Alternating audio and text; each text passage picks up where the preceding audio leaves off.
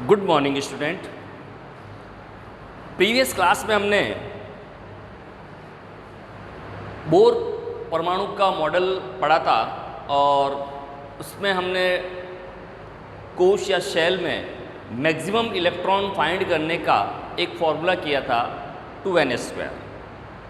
अब हमारे पास में नेक्स्ट जो आता है वो आ रहा है, पहले एक टॉपिक हटाकर मैं ले रहा हूँ, इलेक्ट्रॉनों का वितरण। किसी भी परमाणु में उनके कोश में इलेक्ट्रॉनों का वितरण कैसे होगा उसके बारे में डिस्कस करेंगे। तो इसके लिए आपको 1 से लेकर 18 तक एलिमेंट लर्न होना कंपलसरी है, उसके साथ उसका एटॉमिक नंबर। तो मैंने परमाणु क्रमांक 1, 2, 3, 4, 5, 6, 7, 8, 9 और 10। तो पहले नंबर पर आता आपके हाइड्रोजन, जिसको हम रिप्रेजेंट करते हैं H से।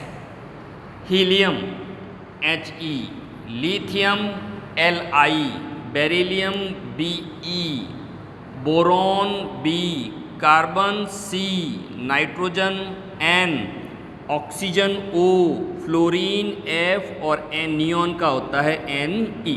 तो इस तरह से आपको ये कंटिन्यू, आपको एक तो ये लर्न होने चाहिए। आपको मैंने यहाँ पे स्पेस रखना है, जैसे इसका लिखेंगे हाइड्रोजन, इसका हो जाएगा आपके पास में हीलियम। इस टाइप से इनके नाम, लिथियम, बेरिलियम, आपकी बुक में दी हुई एक टेबल, उस हिसाब से आप एडजस्टमेंट करना।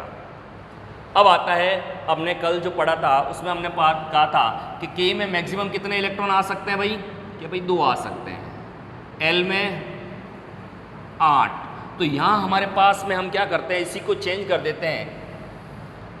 KL हमने लिख के इसका आता है, पहले वाले में आएंगे 2, 8, 8 और 18। इसका मतलब ये हुआ फर्स्ट सेल में 2, दूसरे में 8, फिर 8 और फिर 18 इलेक्ट्रॉन होंगे। तो हाइड्रोजन के पास हमारे पास में कितना है, एक ओनली 1। हीलियम की बात करें तो हीलियम के पास में 2 है। लिथियम के पास में कितने टोटल 3 होंगे, कितने परमाणु क्रमांक उतने ही इलेक्ट्रॉन होंगे। तो ये आ गया, तो यहाँ आप 3 तो आ नहीं सकता, तो यहाँ आएगा 2 और ये आ जाएगा आपके पास में 1। फिर बेरिलियम की बात करें 2 और 2, boron 2 and 3, carbon 2 and 4, 2 and 5, 6, 7 और ये आ गया आपके पास में 8। ठीक है ना। अब देखना, अब हमें इसके बाइन बनाते हैं। तो आपको एक चीज़ लर्न करनी है, अगर किसी भी एटम के आउटर मोस्ट सेल में या बाह्य कक्ष में 1, 2 और 3 इलेक्ट्रॉन होंगे, वो हमेशा दान देंगे। और दान देने वाला व्यक्ति कैसा होता है, धनी। कैसा होता है, धनी।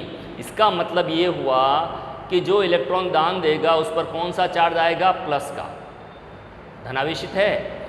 और 5, 6 और 7 इलेक्ट्रॉन होंगे, वो क्या करेंगे, इलेक्ट्रॉन लेंगे अपने 8 इलेक्ट्रॉन कंप्लीट करने के लिए। और लेने वाला कौन होता है, ऋणी व्यक्ति। और ऋण पर कौन सा आवेश आएगा, माइनस का। तो 1, 2, 3 धनावेश बनाएंगे, 5, 6, 7 जो है ऋणावेश बनाएंगे। 4 जो है वो दे भी सकता है, ले भी सकता है और साझा भी कर सकता है, जिसको हम हायर क्लास में पढ़ेंगे। तो पहला है हमारे पास में हाइड्रोजन, क्या बनाएगा भाई, H+, क्योंकि ये क्या दान दे देगा। और जो दान देगा या जो इलेक्ट्रॉन लेगा वही उसकी संयोजकता होगी 1। हीलियम अपवाद है, छोटा है और 2 ही इलेक्ट्रॉन है, इसलिए इसका नहीं करेंगे। लिथियम के पास कितना है, 1, तो लिखेंगे Li+। वैलेंसी संयोजकता कितनी हो जाएगी, 1। बेरिलियम की Be+2, बोरॉन B+3, 3। कार्बन 4 है तो आयन तो नहीं बनाएगा, बट इसकी वैलेंसी कितनी होगी, 4। डोनेट दे भी सकता है, ले भी सकता है और साझा भी कर सकता है। नाइट्रोजन के कितने हैं, 5। अब ये 5 दे तो नहीं सकता, लेकिन अपने 8 कंप्लीट करने के लिए क्या कर सकता है, 3 ले सकता है। तो कौन सा साइन आएगा, माइनस का, कितने, 3, वैलेंसी 3। ऑक्सीजन कितने चाहिए 2 -2। फ्लोरीन 1 -1 और नियॉन का ऑक्टेन पूरा है तो ये कुछ। तो इस तरह से आपके 10 इलेक्ट्रॉन 10 एलिमेंट है उनका पूरा हुआ। अब हम स्टार्ट करते हैं 11 12 13 14 15 16 17 18 19 और 20। आपको एक ही पेज पे कंटिन्यूटी में ये सारा काम करना है।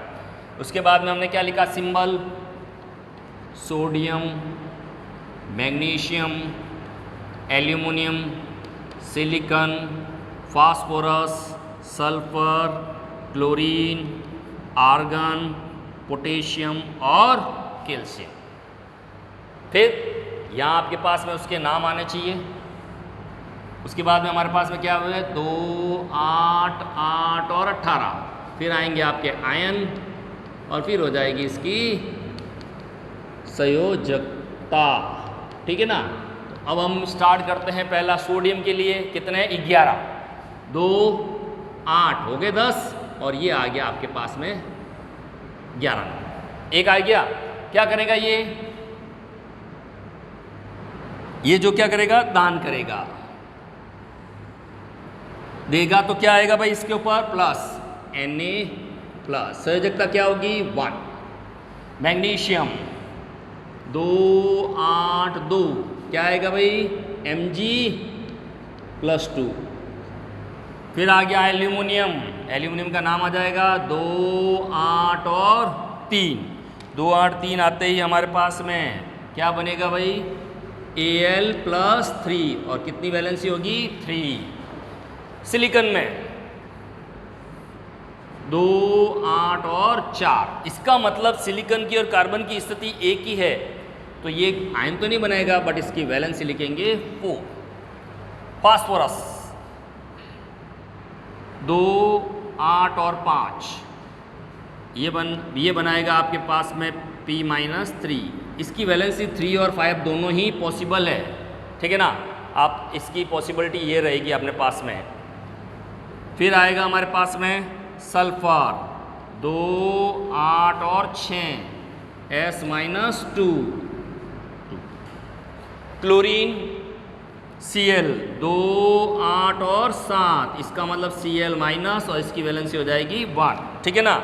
ऑर्गन क्या आ जाएगा भाई ऑर्गन के लिए, अगर ऑर्गन की बात करें तो 2 8 और 8 कंप्लीट है ऑक्टेन, ना तो देगा ना ही इलेक्ट्रॉन लेगा। अब देखना नेक्स्ट आ रहा है आपके पास 19 नंबर पोटेशियम 2 8 और 8 टोटल हो गए 18। 19 नंबर इलेक्ट्रॉन जो आएगा वो आएगा आपके 4th नंबर में। कितना आया 1। इसका मतलब इसके बाहर वाले में कितना 1 K+ और वैलेंसी होगी 1। कैल्शियम 2 8 8 और 2 तो बनाएगा Ca+2 और वैलेंसी होगी 2। तो इस तरह से आप इसको अपनी नोटबुक में करोगे। इनके नाम के लिए मैंने स्पेस रखा है, आपको यहाँ पे उनका नाम लिखना होगा, बुक में दिया हुआ है। नहीं है तो फिर मैं एक बार आपको वापस वैसे दी हुई टेबल आपको केवल नाम लिखना है, बाकी जैसा मैंने आपको इलेक्ट्रॉन का वितरण कराया है उसी तरह से आपको याद रखना। आपको कंटिन्यूटी में 11 नंबर यहाँ पे लाना है और इसको कंटिन्यूटी में करना है। नेक्स्ट क्लास में हम जो है परमाणु की संरचनाओं के बारे में डिस्कस करेंगे। Thank you.